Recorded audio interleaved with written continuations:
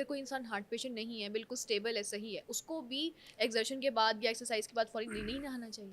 नहीं नहाना चाहिए। मैं आपको बताता हूँ कि मेरे काफ़ी जानने वाले हैं जिन्होंने क्या किया, यंग एज के बच्चे, हुँ, वो ये जो है जिम से आए हैं हुँ, और ठीक ठाक उन पसीनों पसीने हुए थे, सही, तो वो अंदर चले गए हैं। सही, और उनमें से जान तो बच गई, लेकिन कई लोग बेहोश हुए, कई लोग कोमा में चले गए, डॉक्टर्स हॉस्पिटल दाखिल हुए, ओके, कोई किसी जगह दाखिल हुआ। तो वो मतलब हालत ख़राब ही होती है। हुँ, तो जिम के फ़ौरन बाद भी नहीं हुँ, नहाना आपने, एक्सरसाइज करके थोड़ा सा आपने नहीं वक्फा नहाना। कर लें। थोड़ा-सा कि आपका पसीना वगैरह जो भी है, हाँ वो वो निकल जाए, उसके बाद जाके आप नहाएँ। उसी तरीके से नहाएँ कि पहले वज़ू करें और पहले अपने बॉडी के जो नीचे वाला हिस्सा है उसको धोएँ, हाँ जी, उसके बाद अपने सर पर पानी लेकर जाएँ, ठीक हो ठीक गया है। सर। और अगर कोई इंसान 2 दफ़ा नहीं नहा सकता तो वो 1 दफ़ा लाज़मी नहाए। हाँ, अब सोप का भी इस्तेमाल होता है ना, कि सोप कौन-सा यूज़ करें, करें कि ना करें? अगर 2 दफ़ा नहा रहे हैं तो ड्राई स्किन वाला 2 दफ़ा साबुन का इस्तेमाल कर रहा है, तो क्या साबुन के साथ नहाना बहुत ज़रूरी है या पानी के साथ ही नहा सकते अच्छा हैं? देखें, वैसे जो मेडिकली है वो बेशक आप साबुन ना लगाएँ, लेकिन रब करके आपने नहाना है, सही। पूरे जिस्म को रब कर रहा है। हुँ, अच्छा, सोप का मैंने जो देखी है ना पाकिस्तान में काफ़ी लोगों के साथ, वो ये क्या करते हैं कि सोप लगा लेते हैं हुँ, पूरे जिस्म पे, उसके बाद सिर्फ़ पानी मार लेते हैं। सही। उस सोप को उतारते नहीं हैं। ओके। रब करना बड़ा ज़रूरी है। यानी कि ये सोचें कि वो जो सोप है वो हमारी स्किन के लिए कोई अच्छी चीज़ नहीं है, वो केमिकल है। क्लींज़र और केमिकल है। हुँ, तो वो एक ज़हन में रखें कि जहाँ साबुन लगाना होता है, हुँ, वहाँ साबुन उतारना भी होता है। हुँ। तो इसलिए सोप लगाने के बाद जहाँ-जहाँ सोप लगाया उस हिस्से को मलना बहुत अच्छे ज़रूरी से है। उसको उतार अच्छे, दें हाँ जी। कि वो बॉडी में एब्ज़ॉर्ब भी ना कर जाए जी, कहीं। जी, जी, जी। हाँ सोप जी। के अलावा भी बड़े आजकल बॉडी वॉशेज़ आ रहे हैं, हाँ, बड़े खुशबू वाले, बड़े हाँ। फ्रेग्रेंट। जो तो भी चीज़ आप लगाते हैं, उसको बाद उसको उतारना तो है ना। हुँ, ये कोई नहीं है कि आप लगा के उसको जल्दी-जल्दी से नहाने की करें। अक्सर हाँ। आजकल यही हो रहा हाँ जी, होता है। यही हो रहा है। अच्छा, लोग नहा लेते हैं, अक्सर लोग बाथ ले लेते हैं। लड़कियों का अमूमन यही प्रॉब्लम्स होते हैं कि एक दिन बाल धोए हैं तो 2 दिन नहीं धोने हैं, फिर तीसरे दिन, चौथे दिन जाके धोने हैं। तो बालों के हवाले से, बालों की सफाई के हवाले से आप क्या कहेंगे कि लाज़मी है कि डेली आप बालों को धोएँ? बालों में देखें, बालों की ना 3 किस्में हैं। कई लोगों के बाल ऑयली होते हैं, कई लोगों की नॉर्मल स्किन होती है, कई लोगों की ड्राई स्किन होती और है। मैं यहाँ पे बताना चाहूँगी कि मैं बकरी हूँ। बकरी क्यों? बकरी क्यों हूँ, हम इससे पहले बात कर चुके हैं कि मेरी चेंज होती रहती है मेरी। अच्छा, 3 किस्में लेकिन होती हैं। बालों का ये है कि अब अगर किसी की ऑयली स्किन है, तो इसका मतलब ये है कि उसके अंदर जो इर्द-गिर्द की डस्ट एक्सेप्ट करने की पावर ज़्यादा है। अब ऑयली स्किन है तो उसको जल्दी नहाने की ज़रूरत है। तो 1 दिन छोड़ के ज़रूर नहा लें, ठीक? और इसी तरह जो नॉर्मल स्किन है वो 2 दिन छोड़ के नहा ले, और जो ड्राई स्किन है वो हफ्ते में 2 मर्तबा नहा ले। बहुत है उसके लिए। हाँ, बहुत है। बाल धो ले, उसके बाल साफ़ हो हाँ जाएँगे। जी। खुश्की हो जाती है बालों में, डंडरफ के बड़े मसाइल हैं, जुओं के मसाइल हैं। बड़े-बड़े इस तरह के शैम्पूज़ आ रहे हैं आजकल मार्केट में कि बड़े-बड़े एक्टर्स की जो हैं वो डंड्रफ फ़ौरन से ख़त्म हो गई। लेकिन आम इंसान लगाता है तो उसकी ख़त्म नहीं होती। हाँ, वो आप इस पे क्या कहेंगे? मेडिकल जो एक चीज़ है ना, हम कहते हैं कि सेलेनियम सल्फ़ाइड जो है ना, वो एक केमिकल होता है जो मेडिकली अप्रूव्ड है इसके लिहाज से, शैम्पू के लिहाज से। Selenium sulphide. हाँ जी। अगर किसी अपने शैम्पू में देखें अगर तो उसमें सेलेनियम सल्फ़ाइड है, तो फिर तो आप उसके साथ करेंगे तो आपकी वाक़ई डैंड्रफ भी ठीक होगी। और जहाँ तक आपने जुओं का बताया है, वो जुएँ जो है ना, वो उनके लिए एंटी लाइस शैम्पू आए हुए हैं, वो इफ़ेक्टिवली काम करते हैं। 20 लाइफ शैम्पू यूज़ करना हाँ, चाहिए। इसके हाँ जी। अलावा टोटके भी घरों में बड़े टोटके यूज़ हो रहे होते हैं।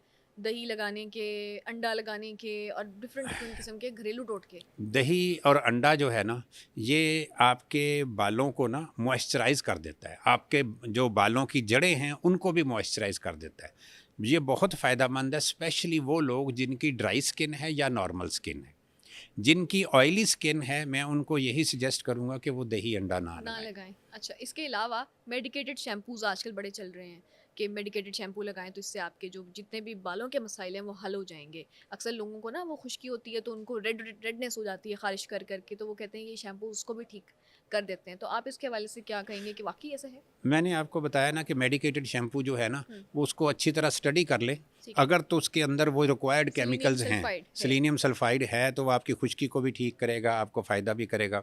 लेकिन अगर उसके अंदर वो केमिकल्स नहीं है, कई मैंने शैम्पू देखे हैं, उसके अंदर उन्होंने ऊपर लिखा होता है, लेकिन अंदर डिटेल नहीं लिखी हुई कि उन्होंने डाला क्या है। ये बड़ा ज़रूरी है। आजकल का दौर तो देखें ना जी, आजकल सारे बच्चे माहिर हैं नेट के। आप क्यूआर कोड स्कैन कर लेते हैं, आपको बहुत चीज़ों का पता चल आपको जाता है। हर चीज़ का पता चल जाता है। वो देखें उस शैम्पू के इंग्रेडिएंट क्या-क्या है। हाँ, कहते हैं कि सल्फ़र हो, इस तरह की चीज़ें तो बिल्कुल वो शैम्पू नहीं खरीदना चाहिए। हाँ जी। और आजकल मेजॉरिटी जो शैम्पूज़ हैं, इनके अंदर ये चीज़ें हैं, ये तो वाले यही केमिकल्स। मैं कह रहा हूँ ना कि हुँ, उसको आप अच्छी तरह देखें उसके इंग्रेडिएंट क्या है, और उसको नेट स्टडी कर लें कि ये जो इंग्रेडिएंट है ये मेरी स्किन के लिए हुँ, कितने ठीक फ़ायदेमंद और नहीं है। कितने उसके नुकसान। बाद जाके आप कोई चीज़ फिर खरीदें। उसको यूज़ और करें। इस बेहतर है कि मेडिकेटेड शैम्पू ही इस्तेमाल कर लें, जी, जिसके जी। अंदर हाँ जी। वो होती हैं। अच्छा, इसके अलावा तेल कौन-सा लगाना चाहिए अपने बालों में? मेडिकली हम कहते हैं कि कोई भी तेल नहीं लगाना चाहिए, या फिर वो एक तेल है तारे मीरे का तेल। सही। वो तारे मीरे के तेल की एक खूबी है, अगर आप उसको लगाते हैं तो आपकी स्किन में जलन शुरू हो जाती है, जिससे क्या होता है कि वो ना आपकी वो उसका रिज़ल्ट क्या है, हुँ। उसके साथ ना वो आपकी जो यहाँ की खून की सप्लाई है ना वो बेहतर हो जाती है। अच्छा, उससे तो जुएँ ख़त्म करने के लिए नहीं इस्तेमाल नहीं, नहीं, होता? नहीं, वो जुएँ के लिए भी तो होता है, लेकिन वो जुओं का प्रॉपर इलाज नहीं है। जुओं की प्रॉपर इलाज एंटी लाइस काफ़ी मेडिसिन्स आ गई हैं, अच्छा। शैम्पू भी आ गए हैं।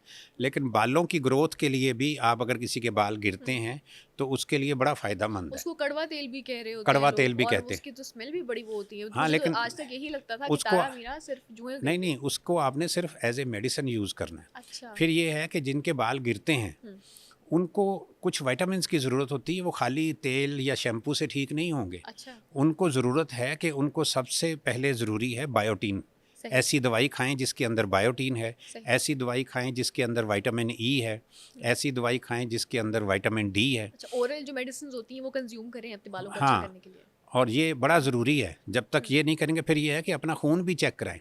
अगर किसी अच्छा। के अंदर खून की कमी है, हुँ। तो ऑटोमैटिकली इसका मतलब खून उसके बालों की जड़ों में पूरी तरह नहीं पहुँचता, तो वो अपना हीमोग्लोबिन साथ ठीक करे। अच्छा, तो ये खून का भी बड़ा आयरन का है इफ़ेक्ट कि अगर हाँ, आपके बाल आप में खून की कमी है तो आपके बाल जो हैं जल्दी बढ़ेंगे नहीं। हाँ, और लेकिन बाल बढ़ना और इस तरह की चीज़ें तो जेनेटिक्स का जेनेटिक्स तो का भी रोल है, बिल्कुल सही कि बात अगर है। अम्मा के अब्बा के बाल अच्छे हैं तो आपके हाँ, बाल अच्छे हैं। हाँ जी, हाँ जी, हाँ जी। अगर फॉर इंस्टेंस उनके नहीं अच्छे और आप अपने बाल अच्छा करना चाहते हैं, तो फिर आपको फिर तेल बिल्कुल नहीं लगाना, नहीं, तो नहीं, क्या करें? आपको फिर ना अपना पूरा लाइफ़स्टाइल सेट करना चाहिए। अच्छा।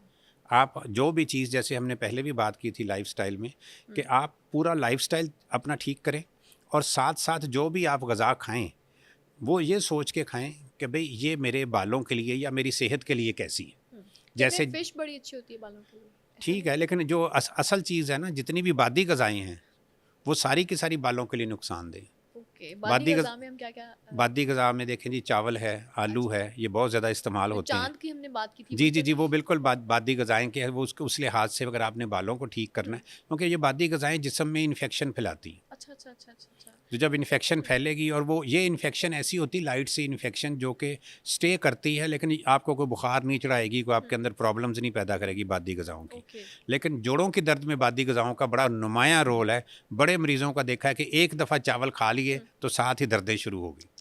तो हुँ, ये है कि ये जो है ना, आपने खुराक को ज़रूर हुँ। पूरा एक लाइफ़स्टाइल पूरा डाइट अपनाएँ। देखनी है। आपने विटामिन्स की बात की कि बायोटिन और कुछ विटामिन ई जो होता है जिन चीज़ों में मौजूद है आप वो कंज़्यूम करें। क्या वो ग़ज़ा जैसे आम हम फूड कंज़्यूम करते हैं, खाना-पीना उससे भी हो सकता है या ज़रूरी है कि हम विटामिन्स की दवाइयाँ, नहीं, नहीं, गोलियाँ आप खाएँ? विटामिन्स ही लें, क्योंकि अगर अच्छा, आप फूड लेते हैं ना, उनमें उतनी मिकदार में विटामिन डी नहीं मिलता। सही। जैसे एक कैप्सूल आता है 2 लाख यूनिट का, तो 2 लाख यूनिट आपको किसी डाइट से नहीं मिलेगा। तो वो 2 लाख यूनिट जो है वो आप हफ़्ते में 1 दफ़ा लेना तो होता है। दवाई के तौर पर लेना ज़रूरी है। दवाई के तौर पर लेना चाहिए, वो इसलिए कि आपको वो ग़िज़ा से वो चीज़ें उतनी मिकदार में नहीं मिलेंगी।